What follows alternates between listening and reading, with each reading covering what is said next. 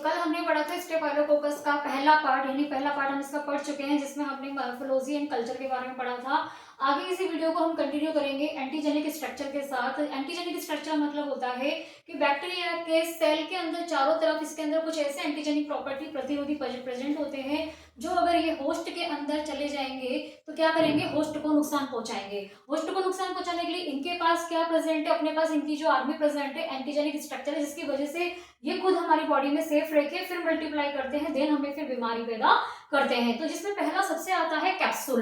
अब कैप्सूल की अगर हम बात कर रहे हैं तो वैसे तो ये बैक्टीरिया मैंने कल आपको बताया था कि नॉन कैप्सुलेटेड होता है, पर कुछ ऐसे अदर पैथोजेंस भी होते हैं इसमें जो कि कुछ कैप्सुलेटेड फॉर्म में प्रेजेंट होते हैं। तो ये कैप्सूल क्या होते हैं, एज ए पैथोजेनेसिस का जैसा बिहेव करेंगे और फेगोसाइटोसिस की प्रोसेस करेंगे, क्योंकि कैप्सूल अगर इसके बाहर की साइड में प्रेजेंट होता है बैक्टीरिया के, तो ये होस्ट के अंदर एंटर करके फेगोसाइटोसिस से अपने आप को बचाने का काम करता है। दूसरा होता है पेप्टिडोग्लाइकन लेयर। पेप्टिडोग्लाइकन लेयर एक ऐसी मोटी सी लेयर होती है जिसकी वजह से ग्राम स्टेन के अंदर ये क्या होता है, एक मतलब कि शुगर की लेयर ही होती है, म्यूरिन लेयर होती है या अमीनो एसिड की। इसकी वजह से म्यूरिन की लेयर की वजह से यहाँ पर ये पर्पल कलर का बैक्टीरिया दिखाई देता है और क्या देता है, इसको कठोरता प्रदान करता है, रिजिडिटी देता है। टिकोइक एसिड एक टॉक्सिन टाइप के इसमें देखिए यहाँ पे मैंने बना रखे हैं, ये टिकोइक एसिड जो होते हैं इस तरह से टिकोइक एसिड इसके अंदर एक तरह से एक्सोटॉक्सिन्स होते हैं जो कि इसके बॉडी के ऊपर प्रेजेंट होते हैं। ये टॉक्सिन हमारी बॉडी के लिए बहुत हार्मफुल है। कहाँ प्रेजेंट होते हैं, ये सेल वॉल में प्रेजेंट होते हैं। तो सेल वॉल में प्रेजेंट होने के कारण ये किसके लिए हार्मफुल है, हम होस्ट के लिए हार्मफुल है।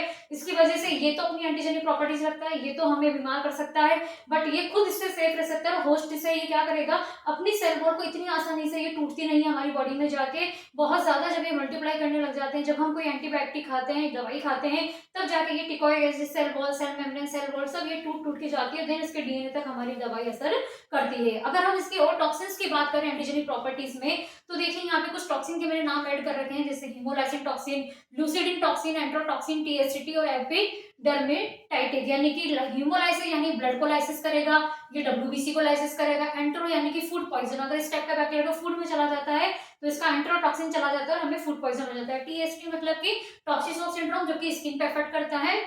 एपिडर्मेटाइटिक ये भी हार्ड स्किन पर इफेक्ट करते हैं, जब जाके ये हमें बैक्टीरिया कोस करते हैं, पस का फॉर्मेशन करते हैं। अगर हम पैथोजेनेसिस यानी कि हम बात करें इसकी बीमारी की, तो स्टेफाइलोकोकस अगर हमारी बॉडी में चला जाता है तो हमें क्या क्या इन्फेक्शन कर सकता है, क्यूटेनियस इन्फेक्शन कर सकता है, डीप इन्फेक्शन कर सकता है, फूड पॉइजन कर सकता है, नोसोकोमियल कर सकता है, स्किन एक्सप्लोरेटिव डिजीज कर सकता है और टीएसएस कर सकता है। क्यूटेनियस मतलब कि जो कि सुपरफिशियल स्किन पे हो रही है, डीप इन्फेक्शन मतलब जो डीप टिश्यू के अंदर जाके वहां नेक्रोसिस करके इसको डैमेज करके देन वहां पे पस का फॉर्मेशन कर रही है। फूड पॉइजनिंग का मतलब होता है कि फूड के थ्रू अगर ये गया हमारी बॉडी में तो ये हमारे कहाँ पे करेगा, स्टमक में अटैक करेगा और देन हमें फूड पॉइजन की शिकायत होगी, उल्टी दस्त होंगे। नोसोकोमियल इन्फेक्शन का मतलब होता है ऐसा इन्फेक्शन जब आप किसी कम्युनिटी प्लेस पे गए हैं, हॉस्पिटल में गए, वहां ऑलरेडी किसी को इन्फेक्शन है और आपने वहां से इसको एक्वायर्ड कर लिया है, तो हम इसको क्या बोलते हैं, नोसोकोमियल इन्फेक्शन। जो स्टेफाइलोकोकस वहां पे पाए जाते हैं, वहां से अगर आपको कोई इन्फेक्शन हो रहा है। स्किन स्पॉइलेट डिजीज का मतलब होता है कि ये ऐसा बैक्टीरिया जो अगर हाथ जैसे किसी का फ्रैक्चर वगैरह हो जाता है, हम प्लास्टर चढ़ जाता है तो उसके अंदर की जो लेयर्स होती है वो धीरे धीरे गलना चालू हो जाती है।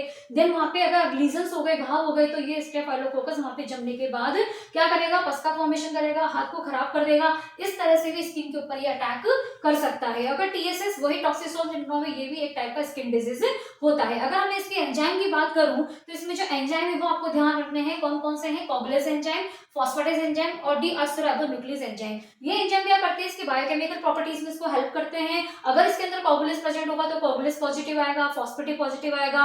डीऑक्सीराइबोन्यूक्लियस एंजाइम है तो ये डीएनए को तोड़ने का काम करेगा।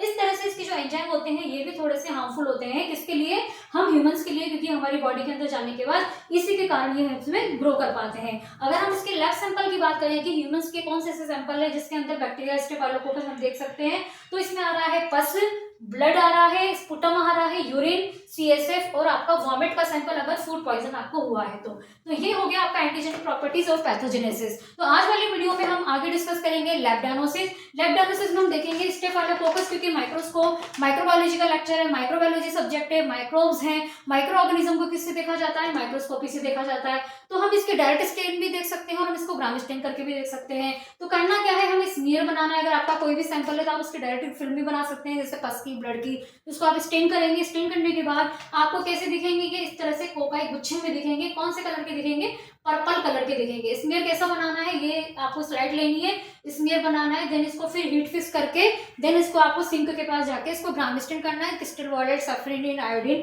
डीकलराइजर के साथ। कल्चर हम पिछले वाले वीडियो में डिस्कस कर चुके हैं, वहां से ये टॉपिक आप वहां पे कवर कर सकते हैं। बायोकेमिकल टेस्ट की बात करें तो स्टेफाइलोकोकस को जानने के लिए सबसे इंपॉर्टेंट है कैटलेज और कोगुलेस टेस्ट। कैटलेज के थोड़ा सिंपल टेस्ट होता है, कुछ नहीं करना है, स्लाइड लेना है, NS की एक ड्रॉप लेनी है, उसके अंदर आपको घोलना है आपकी कॉलोनी, उसके अंदर 3% H2O2 का 3 ml वाला जो सॉल्यूशन है वो लेना है। देन आप देखेंगे जैसे इसके अंदर डालेंगे अगर स्टेफाइलोकोकस यानी ऑरियस प्रेजेंट होगा तो क्या करेगा, ये बबल फॉर्मेशन करेगा, एक तरह से निकलेगा, बुलबुले टाइप से निकलेंगे, तो कैटलिस्ट क्या आएगा, पॉजिटिव आएगा। कोगुलेस क्या होता है, कोगुलेस क्योंकि इस बैक्टीरिया के अंदर पॉजिटिव होता है, अभी मैंने आपको बताया था। तो ये कोगुलेस क्या करेगा, दो तरीके से होता है, एक तो स्लाइड मेथड में भी होता है और एक ट्यूब मेथड में भी होता है। अगर ये स्लाइड मेथड में हो रहा है तो यहाँ पे भी सेम हम कॉलोनी के अंदर प्लाज्मा डालेंगे तो ये क्या करेगा, क्लॉट यानी फट जाएगा। और अगर हम ट्यूब में अगर ये करते हैं तो अगर जब आप ट्यूब को उल्टी करते हैं तो बॉटम के ऊपर क्या बनेगा, क्लॉट बनेगा। तो यहाँ पे ये जो अगर मैं इस ट्यूब को पूरा उल्टा कर दूं तो क्लॉट बनेगा, तो क्लॉट गिरेगा नहीं। तो हमने इसमें क्या क्या डाला, सैंपल प्लस हमारा जो ह्यूमन प्लाज्मा होता है ब्लड वाला, वो आप अगर इसमें डालेंगे तो कोगुलेस उसके साथ क्या करेगा, क्लॉट बना लेगा। क्लॉट से ये कोगुलेस टेस्ट क्या हो जाएगा, पॉजिटिव हो जाएगा। आपको ध्यान रखना है कि ये स्लाइड भी होता है और ये ट्यूब मेथड भी होता है, लेकिन और इसके अंदर ये पॉजिटिव आता है। AST यानी एंटीबायोटिक सेंसिटिविटी टेस्ट यानी कि डिटेक्टेशन ऑफ ऐसा बैक्टीरिया जो कि अगर मान लीजिए कोई भी ड्रग हम इनको देते हैं, जब कोई स्टेफाइलोकोकस पॉजिटिव आता है उससे पहले हम कुछ दवाइयां होती हैं जो लगाई जाती है, मीडिया होता है मूलर हिंटन अगार मीडिया। इस मीडिया के ऊपर हम क्या करते हैं, 2-2 सेंटीमीटर में हम यहाँ पर दवाई रख के और देन वहां अंदर मीडिया के अंदर हम इसके ऊपर क्या करते हैं, घोल बनाते हैं बैक्टीरिया का, पेप्टोन वाटर। इसमें हमने कॉलोनी को घोला, घोलने के बाद हमने इसको स्वैबिंग करी और फिर वहां पे दवाइयां रख दी, फिर हमने इसको इंक्यूबेट करा। इंक्यूबेट करने के बाद यहाँ पे इसके चारों तरफ क्या आ जाएगा, जोन आ जाएगा। जितना बड़ा जोन आएगा इसका मतलब ये है कि वो दवाई उस बैक्टीरिया पे असर कर रही है। अगर जोन नहीं बन रहा है तो मतलब कि वो रेजिस्टेंट है। तो रेजिस्टेंट प्रॉपर्टीज के अंदर एक और इसके अंदर आता है MRSA यानी मेथिसिलिन रेजिस्टेंट स्टेफाइलोकोकस ऑरियस। तो मेथिसिलिन रेजिस्टेंट ग्रुप की कुछ दवाइयां होती है जो बीटा लैक्टम होती है। अगर ये मेथिसिलिन रेजिस्टेंट जैसे कि पेनिसिलिन के प्रति अगर ये बैक्टीरिया रेजिस्टेंट आता है तो उस पेशेंट को क्या दिया बोला जाता है, MRSA। MRSA एक ऐसा पैथोजेनिक हो जाता है पेशेंट के अंदर जिसके अंदर पेशेंट हॉस्पिटलाइजेशन भी हो जाता है, क्योंकि अब उसको बीटा लैक्टम की कोई भी दवाई असर नहीं कर रही है। तो MRSA से बचना चाहिए, यानी कि इसमें ऑरियस का ऐसा कोई भी इन्फेक्शन पेशेंट को नहीं होना चाहिए। अब यहाँ पे हमने कुछ टेस्टों के बायोकेमिकल के नाम दिए, चाहे तो आप इसको नोट डाउन कर सकते हैं।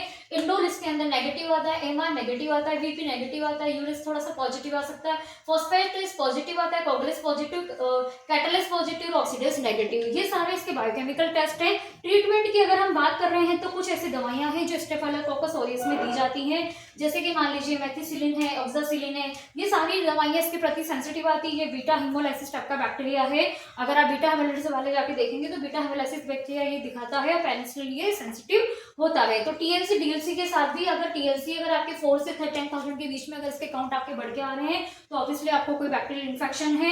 DLC से आप ये देख सकते हैं कि कितने न्यूट्रोफिल्स, कितने मोनोसाइट्स वगैरह आपको इसमें दिख रहे हैं, 80% तक भी जा सकता है आपका DLC। तो इस तरह से ये पूरा स्टेफाइलोकोकस यहाँ पे सेकंड पार्ट में फिनिश हो जाता है। तो फर्स्ट पार्ट में हमने इसका कल्चर, हमने इसकी मॉर्फोलॉजी पढ़ी थी। स्टेफाइलोकोकस बैक्टीरिया एक ग्राम पॉजिटिव बैक्टीरिया है जिसकी सेल वॉल के अंदर पेप्टिडोग्लाइकेन प्रेजेंट होता है। साथ में इसका जो कल्चर है वो न्यूट्रन आकार, ब्लड आकार, मैकों के आकार पर लगाया जाता है, ग्राम स्टेन की जाती है। एंटीबायोटिक स्पेसिफिकली आपको इसमें नोट करना है। इसके जो बायोकेमिकल है उसमें 2 टेस्ट इंपॉर्टेंट है, कोगुलेज एंड कैटलेज। इसके अलावा इसके अंदर जो टॉक्सिन प्रेजेंट होते हैं वो टॉक्सिन क्या करते हैं, वो टॉक्सिन हमें लाइसिन का काम करते हैं, हमारे WBC को, RBC को, फूड पॉइजनिंग और हमारे मेनली स्टेफाइलोकोकस हमारे स्किन या पस का फॉर्मेशन करने का काम करता है। तो आई होप आपको दोनों वीडियो में आज स्टेफाइलोकोकस कोकाई जो है वो DMLT DOTT के लिए कंप्लीट हो जाता है।